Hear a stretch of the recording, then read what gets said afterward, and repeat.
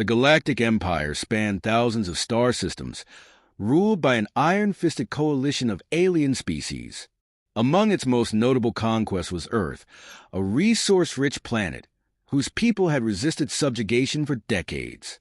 Leading the human resistance was General Marcus Alaric, a tactical genius and a symbol of hope for humanity. But hope turned to despair when Alaric was captured during a desperate raid on the Imperial fortress on Io. The Empire, eager to crush humanity's spirit, made an example of him. In a public execution broadcast across the galaxy, Alaric was hanged in the central plaza of the Empire's capital world, Xeric Prime. His final words, defiant and filled with unyielding resolve, echoed to the hearts of billions. Humanity will not kneel. We will rise, and you will fall. The Empire celebrated its triumph, believing it had shattered humanity's will. They could not have been more wrong. Chapter 1. The Call to Arms. On the colony world of New Terra, news of Alaric's execution reached the underground resistance. Among them was Captain Elena Drake, a former officer in Earth's defunct military. Alaric had been her mentor, and his death ignited a fire within her. "We've tried diplomacy, appeasement, and guerrilla tactics," Elena declared to the gathered resistance leaders. "None of it works. The Empire understands only one language, war. It's time we spoke it fluently." The room erupted in murmurs. Full-scale war against the Empire seemed suicidal, but Elena's conviction was infectious. "We have something they don't," she continued. "Unity. We fight not for conquest, but for survival, for freedom. That gives us strength they can't comprehend." A grizzled veteran, Colonel Darius Kane, stepped forward. "If we're doing this, we'll need allies. The Empire's oppressed countless species. If we unite them, we stand a chance." Elena nodded. "Then let's start building the coalition. We'll turn their slaves into soldiers and their fear into our weapon." Chapter 2. The Seeds of Rebellion. The first target was the mining world of Gorith, where the reptilian Zelver slaves toiled under brutal conditions. Elena's team infiltrated the planet, spreading rumors of a rebellion. At the same time, they sabotaged the Imperial supply lines, creating chaos. When the Zelvers finally rose, the resistance provided weapons and strategic guidance. The uprising was swift and brutal. Within weeks, Gorith was free, and the Zelvers pledged their allegiance to humanity's cause. News of Gorith's liberation spread like wildfire, inspiring other species to rise against the Empire. The coalition grew, encompassing the insectoid VRYNN, the aquatic Corellians, and even dissident factions within the Empire itself. Chapter 3. The Empire Strikes Back. The Empire was not idle. Enraged by the rebellion, they launched a counteroffensive, targeting newly liberated worlds. One such world, Erythra, became a battleground when Imperial forces attempted to retake it. Elena personally led the defense, employing guerrilla tactics and exploiting the terrain to counter the Empire's superior firepower. The battle lasted weeks, culminating in a daring ambush that destroyed the Empire's flagship. The victory at Erythra was costly but pivotal. It proved that the Empire was not invincible and bolstered the coalition's resolve. Chapter 4. The Shadow Within. As the war escalated, cracks began to form within the coalition. The VRYNN, who valued survival above all, questioned the wisdom of challenging the Empire head-on. The Corellians, whose underwater cities were untouched by the conflict, grew weary of the war's toll. Elena worked tirelessly to maintain unity, but dissent festered. A betrayal on the industrial world of Nemos nearly led to disaster when a VRYNN faction leaked the coalition's plans to the Empire. Elena's leadership was tested as she navigated the delicate balance of trust and retribution. Chapter 5. The Turning Point. The coalition's greatest triumph came at the Battle of Xeric Prime. Using stolen Imperial codes, they infiltrated the capital world's defenses. The plan was ambitious. Disable the planetary shield generator and strike at the Empire's heart. The battle was a symphony of chaos. Elena led the ground assault, while Colonel Kane commanded the fleet. Against overwhelming odds, they succeeded in bringing down the shields, allowing the coalition ships to bombard the Imperial Palace. In the final moments, Elena confronted the Empire's supreme commander, a towering Zarathian named Malachar. Their duel was fierce, but Elena's determination proved stronger. With Malachar's death, the Empire's leadership crumbled. Chapter 6. The Spark of Retaliation. The death of General Marcus Thane hung, like a dark cloud over humanity. His public execution by the Galactic Empire had been broadcast across the galaxy, a warning to any who dared oppose their rule. Yet, instead of cowing humanity, it ignited a fire of vengeance that spread like wildfire.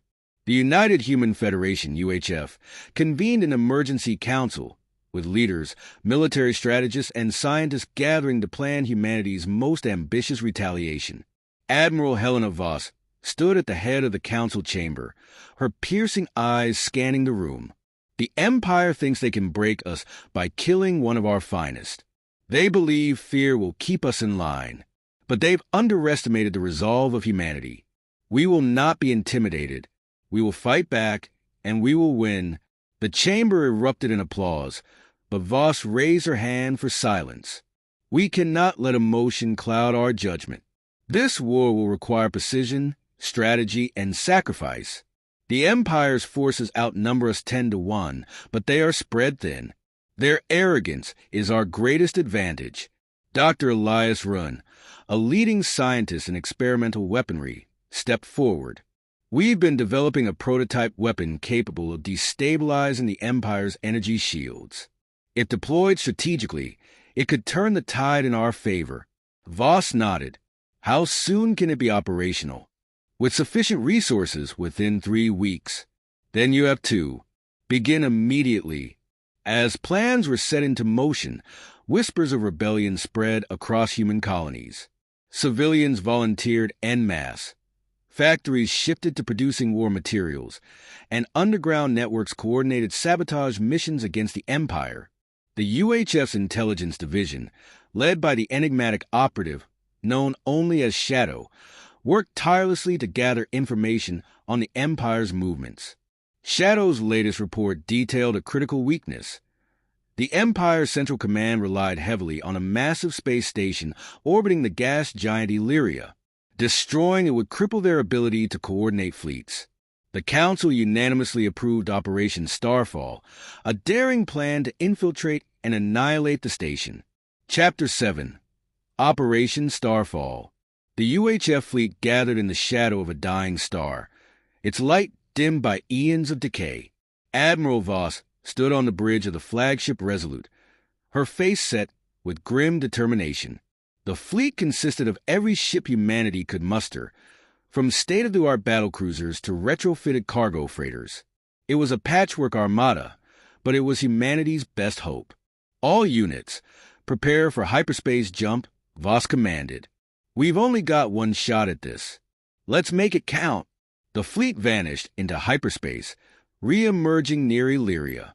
The Empire space station loomed ahead, a colossal structure bristling with weapons and shielded by a shimmering energy field. Squadrons of Imperial fighters launched to intercept the intruders. Engage defensive formations. Protect the bombers at all costs. Voss barked. The battle erupted in a dazzling display of fire and chaos. Human fighters weaved through enemy lines, their agility compensating for the Empire's superior numbers. The bombers, carrying Dr. Wren's prototype weapon, pressed forward under heavy fire. Inside one of the bombers, Captain Lyra Kane gripped the controls tightly. Stay on target, she urged her crew. We're almost there. The bomber shook violently as an enemy fighter scored a direct hit. Alarms blared, but Kane refused to falter. Divert power to shields. We're not turning back. Meanwhile, Shadow's infiltration team boarded the station, using stolen codes to bypass security. Their mission: disable the station's shields and pave the way for the bombers. Shadow moved with practiced precision, neutralizing guards and hacking into the station systems. Shields down in 3, 2-1, Shadow's voice crackled over the comms. The shimmering barrier around the station flickered and vanished. Voss seized the opportunity. All bombers, target the station's core and fire at will. Kane's bomber was the first to release its payload. The prototype weapon detonated on impact, unleashing a cascade of energy that tore through the station's superstructure. Secondary explosions rippled outward, consuming the station in a blinding inferno. Cheers erupted across the UHF fleet, but the victory was short-lived. Imperial reinforcements arrived, and the battered human fleet faced overwhelming odds. Voss made a fateful decision. All ships retreat to the designated coordinates. We've achieved our objective. Live to fight another day. The fleet jumped to safety, leaving behind the smoldering remains of the Empire's command station. Humanity had struck a devastating blow, but the cost was steep. Dozens of ships and countless lives were lost. As the fleet regrouped, Voss addressed her crew. Today, we prove that humanity will not bow to tyranny. General Thane's sacrifice was not in vain. But this is only the beginning. The Empire will retaliate, and we must be ready.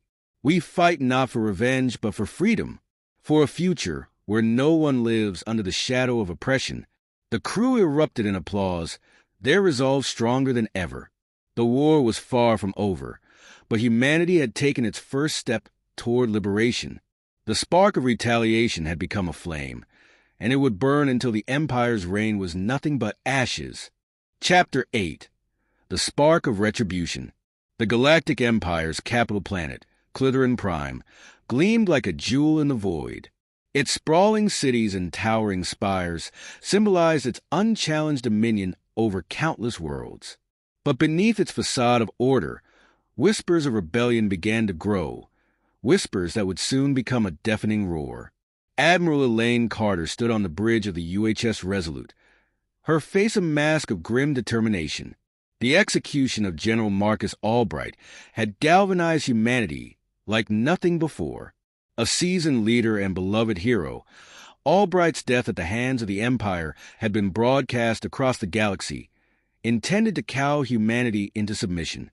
Instead, it had lit a fire that would burn through the stars. Status report, Elaine commanded, her voice cutting through the tense silence. Fleet assembled, ma'am, replied Lieutenant Raji Patel. All ships are in position near the Pleiades Expanse. We're awaiting your orders. Elaine nodded. The Pleiades Expanse was a strategic choke point. If they could secure it, they would have a direct path to Clitherin Prime. But the Empire wouldn't make it easy. Already, reports of enemy reinforcements trickling into the sector had reached her desk. Good, she said. Patch me through to the fleet. Moments later, her image was broadcast to every ship in the human armada. Men and women of Earth and her colonies, she began, we stand on the precipice of history. The Empire believes they can break us, that their cruelty will shatter our resolve. They are wrong. Her voice grew firmer. Today, we fight not just for revenge, but for justice. For every life lost, every family torn apart, every world enslaved. We fight for freedom, and we will not stop until the Empire falls. A thunderous cheer erupted across the fleet as Elaine's words ignited their spirits. Humanity was ready to strike back. The battle for the Pleiades Expanse was brutal. The Empire's fleet, led by Admiral Cale Darnath, was a wall of fire and steel. But humanity had something the Empire lacked: unyielding determination. The Resolute led the charge, its cannons blazing as it tore through the enemy's front lines. Fighter squadrons darted between capital ships, their pilots performing death-defying maneuvers to outwit the Empire's advanced AI systems. Shields at 40%, Admiral, reported Patel, his voice tense. Divert power from non-essential systems, Elaine ordered. Focus fire on their command ship. The Resolute shuddered under enemy fire, but its guns remained relentless. Slowly, the tide began to turn. When the Empire's flagship, the Eternal Dominion, exploded in a blinding flash, the morale of their forces crumbled. The Pleiades Expanse was humanity's. Chapter 9. into the lion's den. Victory at the Pleiades expanse was a turning point, but Elaine knew the war was far from over. The Empire's retaliation would be swift and merciless.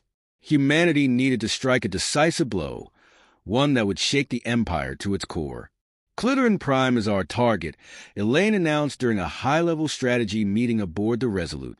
Around the table sat humanity's finest minds, including General Hanamori, head of ground forces, and Dr. Victor Lang, a former Imperial scientist turned defector. A direct assault on the capital? Mori raised an eyebrow. Bold, but risky. Their defenses are formidable, which is why we'll use unconventional tactics, Elaine replied. She turned to Lang. Doctor, Lang activated a hologram, displaying the layout of Clitoran Prime's planetary defenses. The Empire relies on centralized AI systems to coordinate their defenses, he explained. If we can infiltrate their main control hub, we can disable their planetary shields and anti-orbital cannons. An infiltration team, Mori mused. Small, fast, and highly skilled. I'll assemble the best we have. While the infiltration team does their job, Elaine added, our fleet will create a diversion. We'll keep their forces occupied while we take out their command structure. The plan was set. It was a gamble, but one they had to take. Humanity's survival depended on it. The infiltration team, led by Captain Samara Hayes, was a mix of seasoned operatives and fresh recruits. They slipped through the Empire's perimeter defenses in a stealth shuttle, landing undetected on Clitoran Prime's surface. Stay sharp, Hayes whispered as the team moved through the labyrinthine streets of the capital. The city was a blend of opulence and oppression, its grandeur overshadowed by the ever-present gaze of Imperial drones. Their target was a control hub, a heavily guarded facility at the heart of the city. Using forged credentials and carefully timed distractions, the team made their way inside. But as they approached the central AI core, alarms blared. They're on to us, shouted Private Lien Vega, a young hacker. Hold them off, Hayes ordered, covering Vega as he worked to disable the AI. The team fought valiantly, their determination outweighing their fear. Finally, Vega's voice rang out. It's done. Shields are down. Chapter 10. The Fracture in the Stars. The war between humanity and the Galactic Empire had reached a boiling point. The execution of General Elias Kane had not only ignited human wrath, but also fractured the seemingly indomitable alliance of the alien species under the Empire. While humanity's ferocity in battle was unmatched, cracks began to form within the Empire's leadership as doubt and dissent simmered. Unfolds with three main arcs. The humans' vengeful strategy.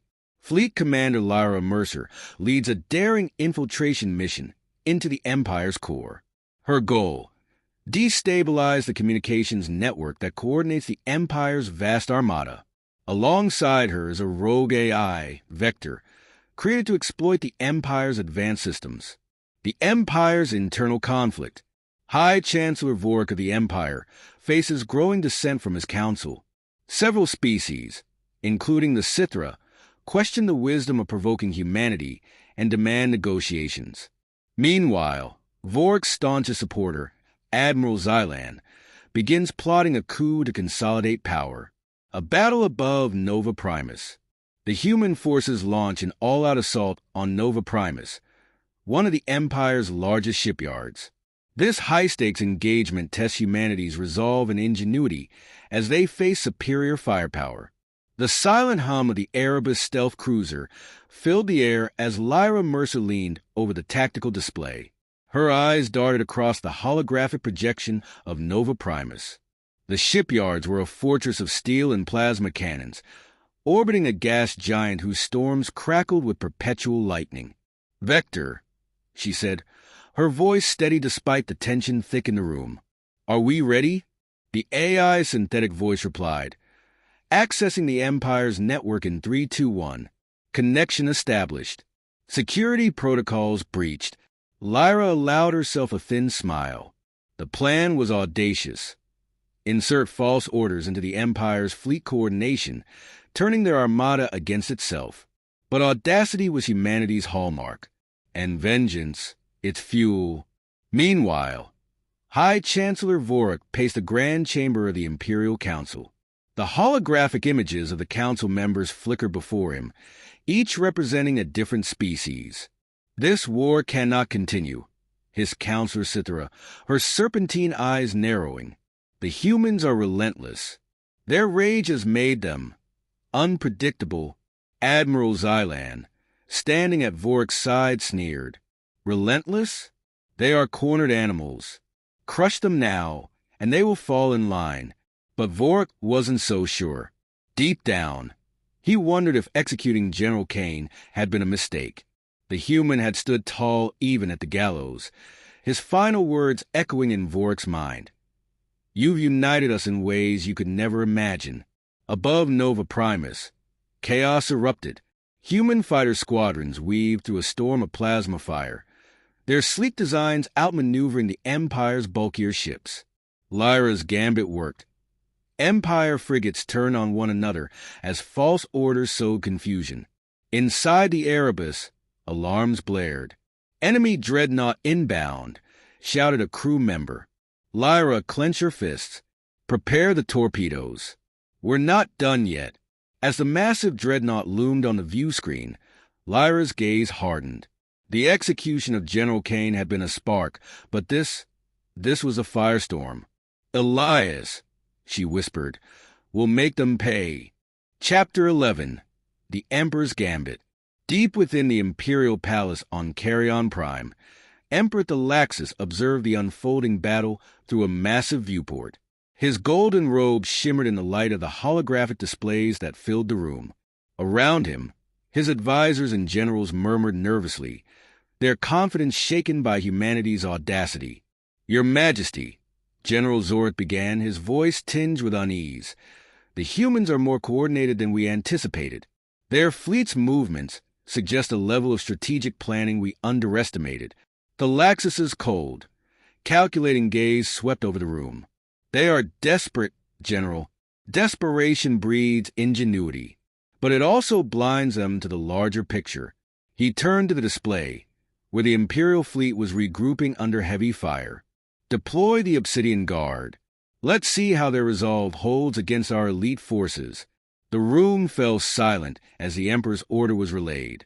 The Obsidian Guard, a secretive and highly trained division of the Empire's military, had never failed to crush an enemy. Their arrival would shift the tide of battle, or so the Emperor believed. Back on the Resolute, Adrian was unaware of the new threat bearing down on her fleet. Her focus remained on the immediate task of breaking through the enemy's lines. The ship's shields flickered as enemy fire struck, but her crew held their ground. Captain, incoming transmission from the Valor's Edge, Malik reported. They're requesting reinforcements. Their position is being overrun. Adrian clenched her jaw. The Valor's Edge was a key component of their flanking maneuver. Losing it would jeopardize the entire operation. Divert the Ironclad and Vanguard to assist them, she ordered. We can't afford to lose that position. As her orders were carried out, the Resolute continued its assault, cutting a path through the chaos. But then, a new wave of ships emerged from the nebula, sleek, black vessels that seemed to absorb the light around them. The Obsidian Guard had arrived. Identify those ships, Adrian demanded. Malik's face paled as he read the data. Obsidian Guard, elite Imperial forces. Their ships are equipped with advanced cloaking and weaponry. Adrian's mind raced. The arrival of the Obsidian Guard was a game-changer. They needed a new strategy and fast. All units, fall back to defensive positions, she commanded. Focus fire on those black ships. We need to neutralize them before they tear us apart. The battle raged on, each side pushing the limits of their strength and resolve. For every Imperial ship destroyed, humanity paid a heavy price. But Adrian knew they couldn't afford to falter. General Drake's sacrifice demanded nothing less than total victory. As the Resolute unleashed another volley of fire, Adrian allowed herself a brief moment of hope. Humanity's fire had been lit, and it would burn until the Empire's tyranny was reduced to ashes.